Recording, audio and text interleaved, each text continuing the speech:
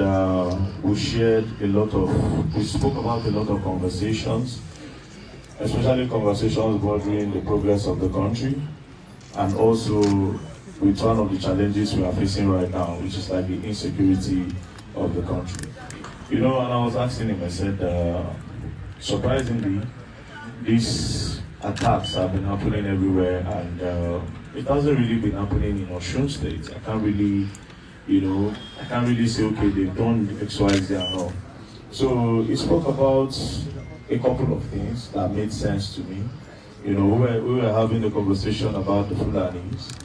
He said, we were talking, right? He said, you can't keep people in the bush for a long time, and you are developing your lands, and these people are still in the bush. At the point, they can start acting funny. Because these developments, you only develop yourself without developing the people that are in your bushes, your neighbors. So therefore, they will not develop mentally with you, and it's a problem, right? So that alone just made me realize, okay, yes, yeah, this game we need to see. And also, in terms of youth development, we were talking in that light. You know, we always talk about a little bit about farming.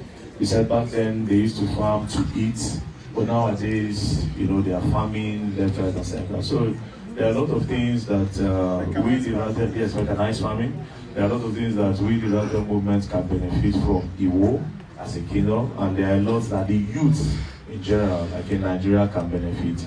Imagine if we are collecting a land.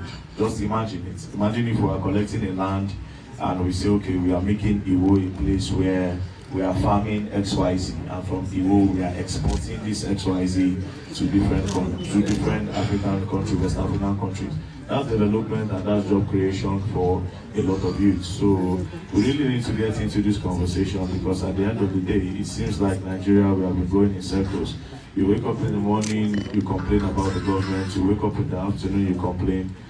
At what point do you start thinking of a solution to this problem? Fela Anikulapo Kuti, an ancestor, somebody that I love and respect, he spoke about the problems of this country. Ken Saro-Wiwa and the likes of them, they spoke about the problem. But here we are, I am still speaking about the problem. So the thing is, at what point do we start looking for solutions? And this is why I am here today. So we wrote mine with the king.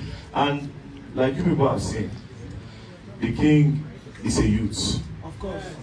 From the way, it's not a youth by age, but it's a youth with the mind and his foresight.